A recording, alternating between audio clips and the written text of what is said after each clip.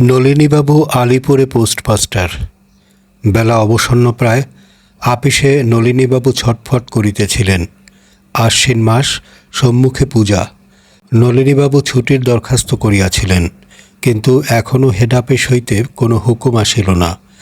যদি আজ 5টার মধ্যেও হুকুম আসে, তবে আজই মেলে এলাহাবাদ রওনা হইবেন। এলাহাবাদে তাহার শ্বশুরালয়। নলিনীবাবু এই প্রথম শ্বশুরবাড়ি যাইবেন। জিনিসপত্র কিনিয়া বাক্সতরঙ্গ সাজাইয়া প্রস্তুত হইয়া বসিয়া আছেন, কিন্তু এখনও ছুটির হুকুম আসিল না। বেলা 4টা বাজিল। হঠাৎ টং টং করিয়া টেলিফোনের ঘণ্টা বাজিয়া উঠিল। বড় আশা করিয়া নলিনীবাবু টেলিফোনের নল মুখে দিয়া বলিলেন, ইয়েস। কিন্তু হায়, ছুটির হুকুম আসিল না। একটা মানি অর্ডার সম্বন্ধে কি গোলমাল ঘটিয়াছিল, তাহারই সংক্রান্ত একটা প্রশ্ন। নলিনী হতাশ হইয়া আবার চেয়ারে আসিয়া উপবেশন করিলেন। 2-1টা টুকিটাকি কার্যের পর পকেট হইতে একখানি পত্র বাহির করিয়া পড়িতে লাগিলেন। পত্রখানি তাহার স্ত্রীর লেখা। ইতিপূর্বেই সেখানি বহুবার পাঠ করা হইয়াছিল, আবার পড়িলেন। একটি পাখির ছবি, নিম্নে সোনার জলে মুদ্রিত, যাও পাখি যেথা মম আছে প্রাণপতি। প্রিয়তম, তোমার সুধামাখা পত্রখানি পাইয়া মন প্রাণ শীতল হইল। নাথ, এতদিনের পর কি দীর্ঘ বিরহের অবসান হইবে? তোমার চাঁদমুখখানি দেখিবার জন্যে আমার চিত্তচকর উৎকণ্ঠিত হইয়া আছে। আজ 2 বৎসর আমাদের বিবাহ হইয়াছে, এখনও একদিনের তরে পতিসেবা করিতে পাইলাম না। ছুটি হইলে শীঘ্র চলিয়া আসিও। দুঃখিনী আশাপথ চাহিয়া রহিল। দিনাজপুর হইতে মেজদি আজ আসিয়া পৌঁছিয়াছেন। কতদিনে তোমার ছুটি হইবে? 5মের দিন যাত্রা করিতে পারিবে কি? আজ তবে আসি। মনে রেখো, ভুলো না। তোমারই সরোজিনী। নলিনীবাবু পত্রখানি উল্টিয়া পাল্টিয়া পাঠ করিলেন। শেষে পুনর্বার তাহা পকেটে রাখিয়া দিলেন। 5টা বাজিতে আর অধিক বিলম্ব নাই। আজও ছুটির কোনো সম্ভাবনা দেখা যাইতেছে না। নলিনীবাবু একটি মৃদু রকমের দীর্ঘ নিঃশ্বাস ত্যাগ করিয়া আবার কার্যে মন দিতে চেষ্টা করিলেন। যাহা হোক, আজ চতুর্থী মাত্র। যদি আগামীকালও ছুটি আসে, তবুও 5মীর দিন যাত্রা করিতে সমর্থ হইবেন। 5টা বাজিতে আর যখন 2-1 মিনিট বাকি আছে, তখন আবার টেলিফোন কল ঝংকার করিয়া উঠিল। আবার নলিনীবাবু নলে মুখ দিয়া বলিলেন, ইয়েস। ছুটি ছুটি ছুটি। নলিনীবাবু 2 সপ্তাহের বিদায় পাইয়াছেন। ডেপুটি পোস্টমাস্টারকে চার্জ বুঝাইয়া দিয়া আজই রাত্রে নলিনীবাবু রওনা হইতে পারিবেন। সরোজিনীর পত্রে প্রকাশ, দিনাজপুরের মেজদি আসিয়াছেন। ইহার আসিবার কথা পূর্বেই নলিনীবাবু অবগত ছিলেন, এবং সেই জন্যই বিশেষত এবার এলাহাবাদ যাইবার জন্য তাহার এত অধিক আগ্রহ। দিনাজপুরের মেজদির উপর তাহার বিলক্ষণ রাগ আছে, তাই তাহার সহিত এখন একবার সাক্ষাতের জন্য তিনি বড় ব্যস্ত। কিন্তু সে ব্যাপারটি কি, বুঝাইতে হইলে মেজদির একটু পরিচয় এবং নলিনীর বিবাহ বাসরের একটু ইতিহাস বিবৃত করা আবশ্যক। মেজদির স্বামী মহা সাহেব লোক, তিনি দিনাজপুরের ডেপুটি ম্যাজিস্ট্রেট। মেজদির নামটি উল্লেখ করিলেই সকলেই তাহাকে অনায়াসে চিনিতে পারিবেন। শ্রীমতী কুঞ্জবালা দেবীর স্বাক্ষরিত ওজস্বিনী স্বদেশী কবিতাগুলি বর্তমান সময়ের মাসিক পত্রাদিতে কেনা পাঠ করিয়াছেন। সৌভাগ্যবশত ফুলার সাহেব বাঙ্গালা জানেন না। জানিলে এতদিন কুঞ্জবালার স্বামীর চাকুরিটি লইয়া টানাটানি হইত। কুঞ্জবালা বিদোষী, সুতরাং বলাই বাহুল্য তাহার রসনাটি ক্ষুরধার। তিনি ইংরাজিতে শিক্ষিতা, সুতরাং তাহার আইডিয়াল সর্ববিষয়ে সাধারণ বঙ্গললনা হইতে বিভিন্ন। দৃষ্টান্তস্বরূপ বলা যাইতে পারে, একবার তাহার এক দেবর এক শিশি সুগন্ধি কিনে আনিয়াছিল। দেখিয়া কুঞ্জবালা জিজ্ঞাসা করিলেন, ও কার জন্য এনেছিস? নিজে মাখব। দূর, ও জিনিস তো কেবল স্ত্রী লোকে আর বাবুতে মাখে। পুরুষ মানুষ কখনো সুগন্ধি ব্যবহার করে? বালক দেবরটি বৌদিদির তীক্ষ্ণ বিদ্রূপ বুঝিতে না পারিয়া ভালো মানুষের মতো বলিয়াছিল, কেন, বাবুরা কি পুরুষ নয়? নলিনীবাবুর যখন বিবাহ হয়, তখন তাহার মূর্তিটি দিব্য গোলগাল নন্দদুলালি ধরনের ছিল। গাল 2টি ট্যাবো ট্যাবো, হাত 2খানি নবনীতপম। প্রকোষ্ঠদেশের কোমল অস্থিগুলি কোমলতার মাংসে সম্পূর্ণভাবে প্রচ্ছন্ন। শ্লীলতার অনুমোদিত না হইলেও বিবাহবাসরে কুঞ্জবালা নলিনীর দেহখানের প্রতি বিদ্রূপের তীক্ষ্ণ বাণ নিক্ষেপ করিবার প্রলোভন সংবরণ করিতে পারেন নাই। রবীন্দ্রবাবুর কাব্য কিছু পরিবর্তন করিয়া তিনি বলিয়াছিলেন, নলিনীর মতো চেহারা তাহার, নলিনী যাহার নাম, কোমল কোমল কোমলতী যেমন কোমল নাম, যেমন কোমল তেমনি বিকল, তেমনি আলস্য ধাম, নলিনী যাহার নাম। একটি শ্লেষবাক্য মানুষকে যেমন সচেতন করে, 10টি উপদেশ বচনেও সেরূপ হয় না। সেই শ্লেষবাক্য যদি সুন্দরী মুখনিসৃত হয় এবং সেই সুন্দরী যদি সম্পর্কে শেলিকা হন, তাহা হইলে একটি শ্লেষবাক্যের ফল শতগুণ সাংঘাতিক হইয়া ওঠে। বিবাহের পর নলিনীবাবু কলিকাতায় ফিরিয়া আসিলেন। তাহার শ্বশুর মহাশয়ও সপরিবারে কর্মস্থান এলাহাবাদ চলিয়া গেলেন। কিন্তু বিদেশী শেলিকার ব্যঙ্গ নলিনী কিছুতেই বিস্মৃত হইতে পারিলেন না। একদা সন্ধ্যায় পোস্ট অফিস হইতে বাসায় ফিরিয়া ইজি চেয়ারে পড়িয়া নলিনীবাবু ধূমপান করিতেছিলেন। এমন সময় সহসা তাহার মনে একটা মতলবের উদয় হইল। কেন, তিনি তো চেষ্টা করিলেই এ কলঙ্ক মোচন করিতে পারেন, শরীর পুরুষোচিত দৃঢ় করিতে পারেন। পরদিন বাজার হইতে তিনি স্যান্ডোর ডাম্বেলাদি ক্রয় করিয়া আনিয়া বাড়িতে রীতিমতো ব্যায়াম অভ্যাস করিতে যত্নবান হইলেন। নিজ দৈনিক খাদ্যতালিকা হইতে মিষ্ট, দুগ্ধ, ঘৃত ও তণ্ডুল যথাসম্ভব কাটিয়া দিয়া তৎস্থানে রুটি, মাংস, ডিম্ব প্রভৃতি সংযোজন করিলেন। প্রথম 5-7 মিনিটের অধিক ব্যায়াম করিতে পারিতেন না, ক্লান্ত হইয়া পড়িতেন। অভ্যাসের গুণে ক্রমে প্রভাতে ও সন্ধ্যায় অর্ধঘণ্টা কাল ধরিয়া নিয়মিতভাবে ব্যায়াম করিতে লাগিলেন। 1 বৎসর এইরূপ করিয়া তাহার অঙ্গ প্রত্যঙ্গাদি বিলক্ষণ দৃঢ় হইল। তখন বন্ধ করিয়া দিলেন। 2-1টি শিকারী বন্ধুর সহিত মিলিত হইয়া মাঝে মধ্যে পল্লীগ্রামে গিয়া হংস, বন্য শূকরাদি শিকার করিতেও অভ্যাস করিলেন। এইরূপ করিয়া 2 বৎসর কাটিয়াছে। এখন আর সে নলিনী নাই। এখন তাহার কপলদেশ বসাশূন্য, চিবুকাগ্রভাগ সূক্ষ্মতাপ্রাপ্ত, হস্তপদাদি অস্থিবহুল হইয়াছে। ফলত তিনি নামের এখন সম্পূর্ণ অযোগ্য হইয়া উঠিয়াছেন। এমন সময় একবার কুঞ্জবালার সহিত সাক্ষাৎ আকাঙ্ক্ষিত। হায়, নামটাও যদি পরিবর্তন করিবার উপায় থাকিত। নলিনীবাবু মনে করিয়াছেন, তাহার পুত্র জন্মিলে তাহার নাম রাখিবেন খুব একটা ভীষণ রকমের। কি নাম রাখিবেন এখনও স্থির করিতে পারেন নাই। পরদিন বেলা 2টার সময় নলিনীবাবু এলাহাবাদ স্টেশনে অবতরণ করিলেন। তাহার পরিধানে পায়জামা ও লম্বা পাঞ্জাবি কোট, মস্তকে পাগড়ি, হস্তে একটি বৃহদাকার যষ্টি দেখা যাইতেছিল। জিনিসপত্রের সঙ্গে একটি বন্দুকের বাক্স। ইচ্ছা ছিল ছুটিতে কিঞ্চিৎ শিকারও করিয়া যাইবেন। স্টেশনে নামিয়া চতুর্দিকে চাহিয়া দেখিলেন, কই, কেহ তো তাহাকে লইতে আসে নাই। গতকাল যাত্রা করিবার পূর্বে তিনি যে শ্বশুর মহাশয়ের নামে 4 আনার টেলিগ্রাম একটি পাঠাইয়াছিলেন, তাহা পৌঁছে নাই কি? কুলি ডাকিয়া জিনিসপত্র লইয়া নলিনীবাবু স্টেশনের বাহিরে গেলেন। একজন গারোয়ানকে জিজ্ঞাসা করিলেন, মহেন্দ্রবাবু উকিল কা বাসা জানতা? গারোয়ান উত্তর করিল, হাঁ বাবু, আইয়ে। চলো বলিয়া নলিনী গাড়িতে আরোহণ করিলেন। এলাহাবাদে নলিনীবাবু পূর্বে কখনো আসেন নাই। এমনকি এই তিনি প্রথম বঙ্গদেশের বাহিরে পদার্পণ করিয়াছেন। পশ্চিমের শহরে নূতন দৃশ্য দেখিতে দেখিতে তিনি চলিলেন। অর্ধঘণ্টা পরে গাড়ি একটি বৃহৎ কম্পাউন্ডযুক্ত বাড়িতে প্রবেশ করিল। সম্মুখেই বহির্বাটি। বারান্দায় একটি 9-10 বৎসরের বালিকা খেলা করিতেছিল। বারান্দার নিম্নে বামে একটা কূপ। সেখানে বসিয়া একজন পশ্চিমা ভৃত্য সজোরে একটা কটাহ মাজিতেছিল। গাড়ি হইতে অবতরণ করিয়া সেই ভৃত্যকে সম্বোধন করিয়া নলিনীবাবু বলিলেন, এই মহেশবাবু উকিলের বাড়ি? হ্যাঁ বাবু। বাবু আছেন? না, তিনি কিদারবাবু উকিলের বাড়ি পাশা খেলতে গিয়েছেন। আচ্ছা, ভিতরে খবর দাও, বলো জামাইবাবু এসেছেন।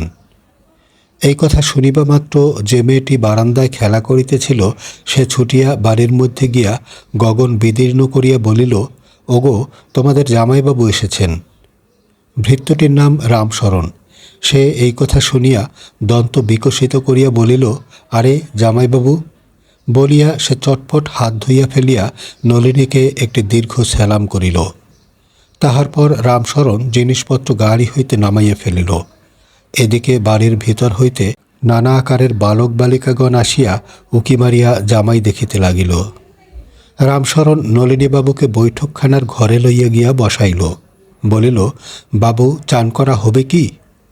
নলিনী বলিল, হ্যাঁ, স্নান করব, তুমি গোসলখানায় জল দাও। এই সময় একজন বাঙালি ঝি আসিয়া নলিনীকে প্রণাম করিয়া বলিল, ভালো ছিলেন তো? হ্যাঁ, ভালো ছিলাম, তোমরা কেমন ছিলে? হাসিয়া ঝি বলিল, যেমন রেখেছেন। আজ 6 মাস আমি এ বাড়িতে চাকরি করছি। দিদিমণিকে রোজ জিজ্ঞাসা করি, জামাইবাবু কবে আসবেন গো? দিদিমণি বলেন, এই ছুটি হলেই আসবেন। তা এতদিনে মনে পড়ল সেও ভালো। আপনি চান করে ফেলুন। মা ঠাকরুন জিজ্ঞাসা করলেন, এখন কি জলটল খাবেন না ভাত চড়িয়ে দেওয়া হবে? নলিনী মোগলসরাই স্টেশনে কেলনারের কল্যাণে প্রাতরাশ সমাধা করিয়া আসিয়াছিলেন। বলিলেন, এখন ভাত চড়াতে হবে না, জলটল খাবো এখন। ঝি বলিল, আচ্ছা, তবে স্নান করে ফেলুন, পরে আপনাকে একটি নতুন জিনিস দেখাবো। আমার বকশিসের জন্যে কি গহনা টহনা এনেছেন, বের করে রাখুন। বলিয়া ঝি নলিনীর প্রতি রমণীজন সুলভ কটাক্ষপাত করিয়া মৃদু হাস্য করিল। রামশরণ বলিল, তুই বকশিস লিবি, আমি বুঝি বকশিস লেব না? নলিনী ইহার অর্থ কিছুই বুঝিতে পারিল না, কেবল গভীরভাবে ঘাটটি নাড়িতে লাগিল। স্নানান্তে ফিরিয়া আসিয়া নলিনী দেখিল কতকগুলি বালক বালিকা তাহার বন্দুকের বাক্স খুলিয়া বন্দুকটি বাহির করিয়াছে। সকলে মিলিয়া তাহার ভিন্ন ভিন্ন অংশগুলি জোড়া দিবার চেষ্টা করিতেছে। তাহাদের হাত হইতে বন্দুকটি লইয়া নলিনী সাবধানে স্থানান্তরে রাখিয়া দিল। এমন সময় পূর্বকথিত ঝি আসিয়া প্রবেশ করিল। তাহার কোলে একটি অল্পবয়স্ক শিশু। তাহার মুখখানি সদ্য পরিষ্কৃত, চক্ষুযুগল এইমাত্র কজ্জলিত, মাথার চুলগুলি সাবধানে আশ্রাইয়া দেওয়া।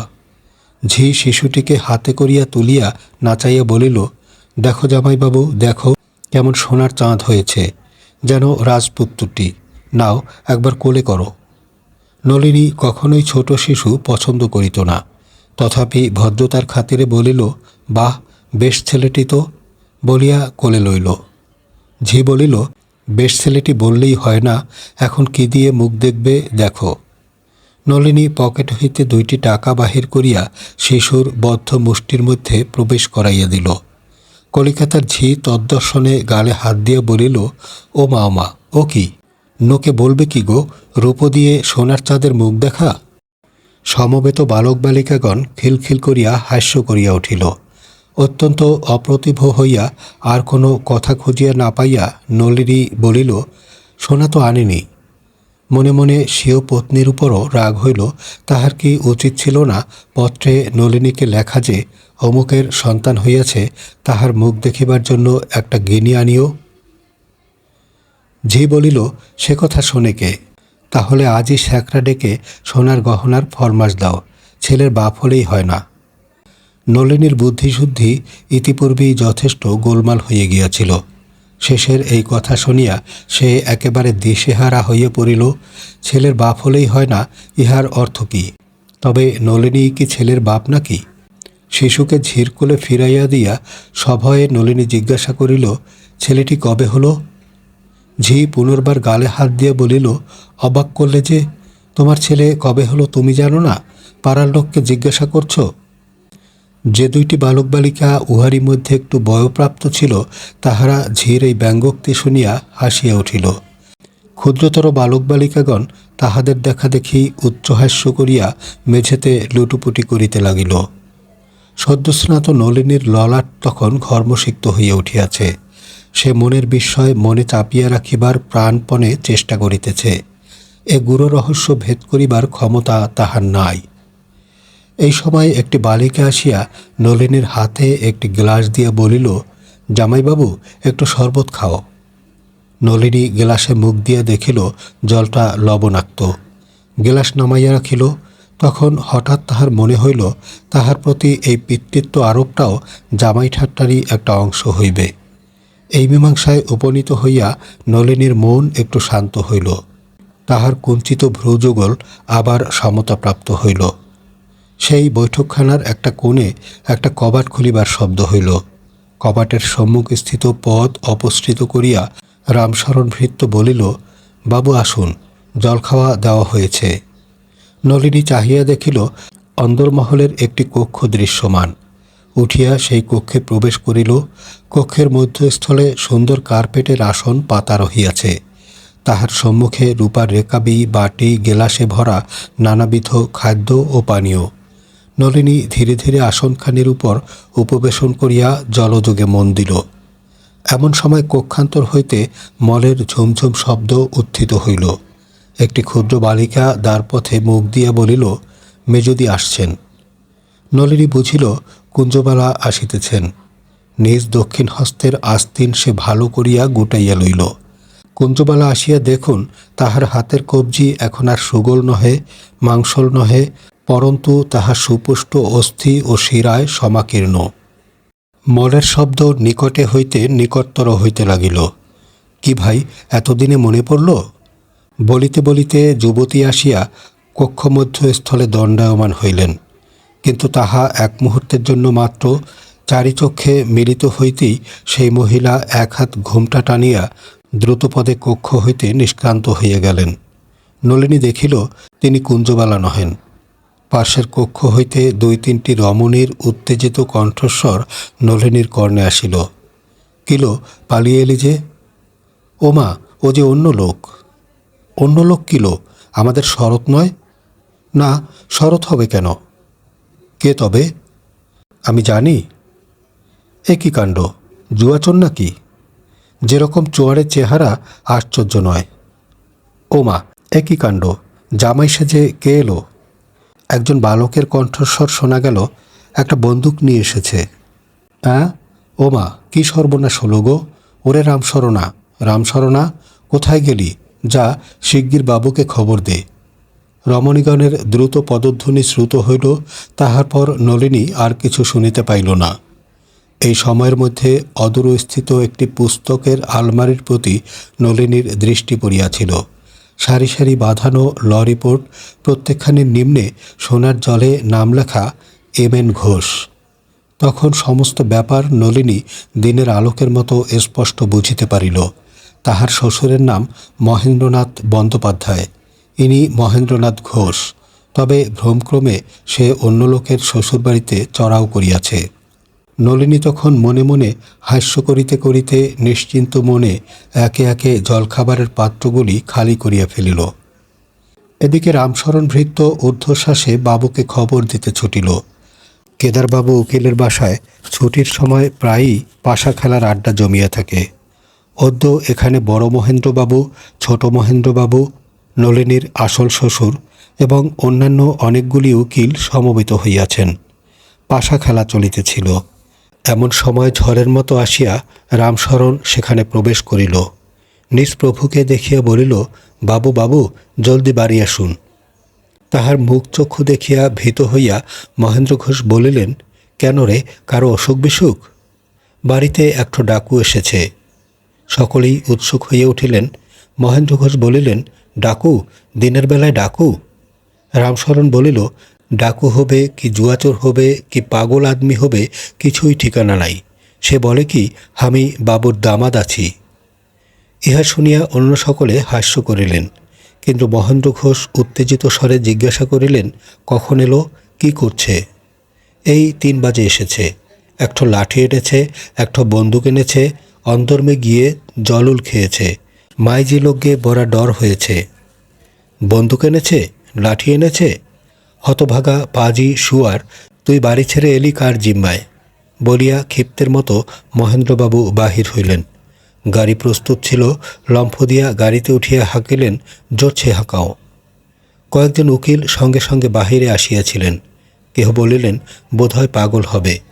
কেহ বলিলেন, না, পাগল হলে বন্দুক আনবে কেন? কোনো বদমাইশ গুন্ডা হবে।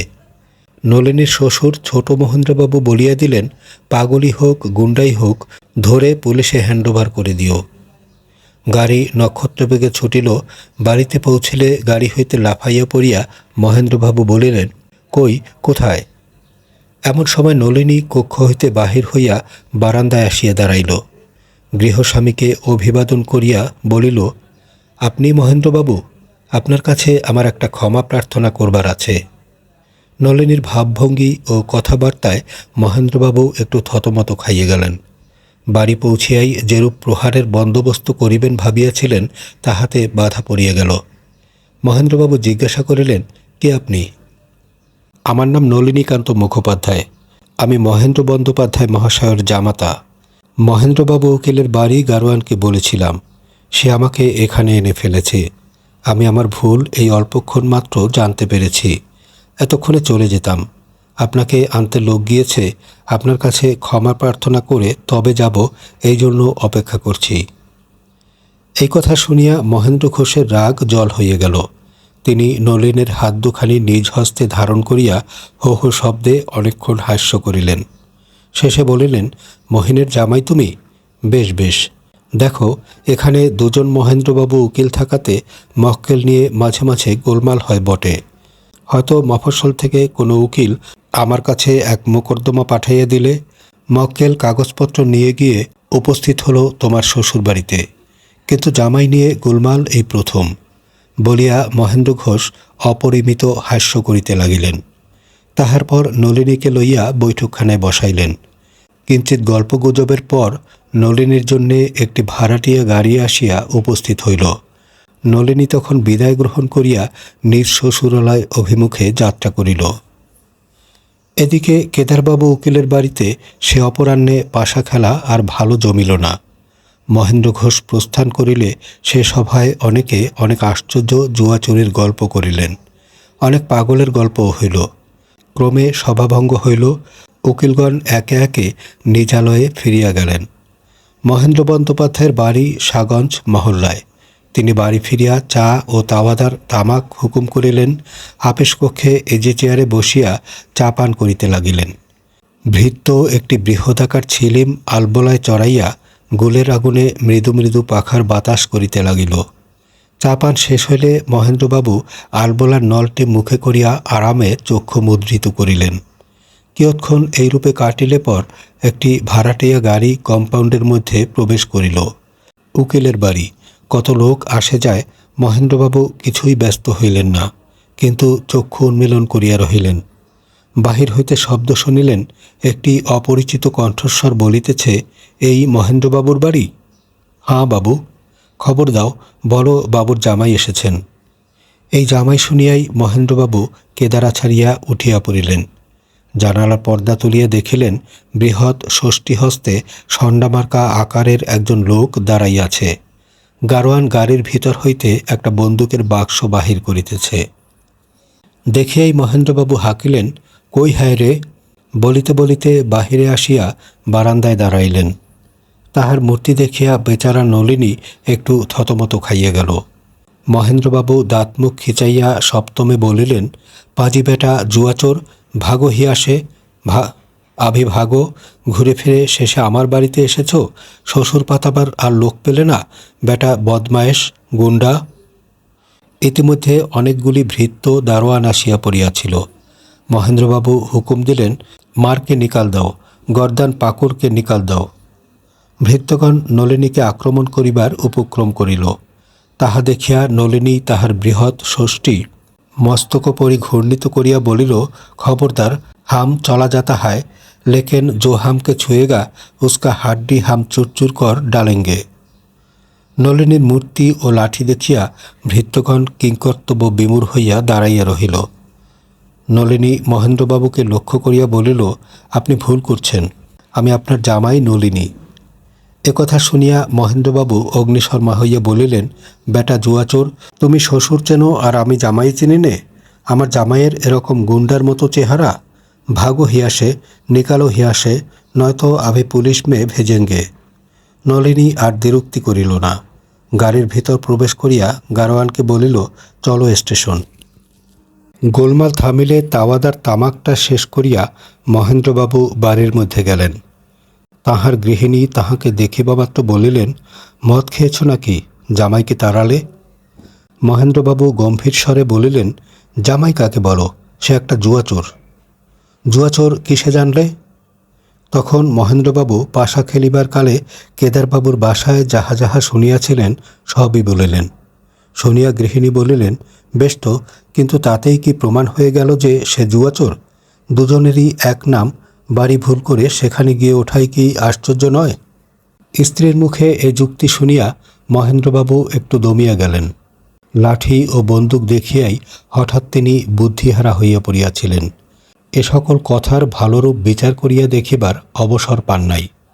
একটু ভাবিয়া মহেন্দ্রবাবু বলিলেন, সে যদি হতো তাহলে খবর দিয়ে আসত। আমরা স্টেশনে তাকে আনতে যেতাম। কথা নেই বার্তা নেই, হঠাৎ কখনো জামাই প্রথমবার শ্বশুরবাড়ি এসে উপস্থিত হয়, সে জুয়াচোর জুয়াচোর। কেন আসবার কথা থাকবে না? আসবার কথা তো রয়েছে। পুজোর আগেই আসবে আমরা তো জানি, তবে ঠিক কবে আসবে তা খবর ছিল না বটে। পিতার এই বিপদ দেখিয়া কুঞ্জবালা বলিলেন, ওগো, সে নলিনী নয়, আমি তাকে দেখেছি। মহেন্দ্রবাবু বলিলেন, তুই দেখেছিস নাকি? বলতো বলতো কোথা থেকে দেখলি? যখন ওই গোলমালটা হলো আমি দোতলায় উঠে জানালা দিয়ে দেখলাম।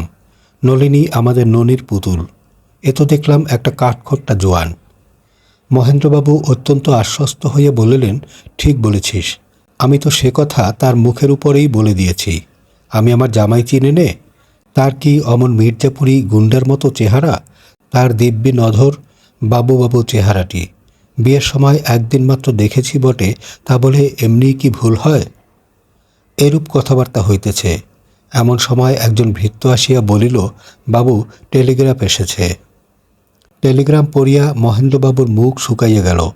ইহা সেই নলিনীর প্রেরিত গতকল্যকার 4 আনা মূল্যের টেলিগ্রাম। গৃহিণী বলিলেন, খবর কি? নিতান্ত অপরাধীর মতো মাথা চুলকাইতে চুলকাইতে মহেন্দ্রবাবু বলিলেন, এই তো টেলিগ্রাম এসেছে।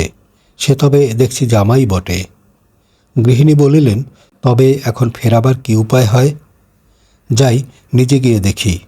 যাবার সময় গারোয়ানকে বলেছিল স্টেশনে চলো। এখন তো কলকাতা যাবার কোনো গাড়ি নেই, বোধ হয় স্টেশনে গিয়ে বসে আছে। যাই, গিয়ে বাপু বাছা বলে ফিরিয়ে আনি। বাড়ির লোকে মনে করিয়াছিল নলিনী এই ব্যাপার লইয়া শালিশালাসকে ঠাট্টা করিয়া গায়ের ঝাল মিটাইবে, কিন্তু নলিনী ফিরিয়া আসিয়া একদিনের জন্য সে কথা উত্থাপন করে নাই।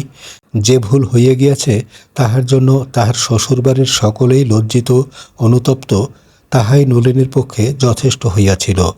একদিন কেবল অন্য প্রসঙ্গে মহেন্দ্র ঘোষ উকিলের কথা উঠিলে সে বলিয়াছিল, যা হোক, পরের শ্বশুরবাড়িতে উঠে যে আদর যত্ন পেয়েছিলাম অনেকে সেরকম নিজের শ্বশুরবাড়িতেও পায় না। শুনলেন প্রভাত কুমার মুখোপাধ্যায়ের ছোট গল্প বলবান জামাতা। গল্পটি ভালো লেগে থাকলে লাইক, কমেন্ট, শেয়ার করে বন্ধুদের মাঝে ছড়িয়ে দিন। প্রিয় শ্রোতা, কী করলে গল্প বাতায়ন চ্যানেলটি আপনার মনের মতো হতে পারে সে ব্যাপারে পরামর্শ দিতে পারেন মন্তব্যের ঘরে। সবাই সুস্থ থাকুন, ভালো থাকুন, গল্প বাতায়নের সঙ্গে থাকুন।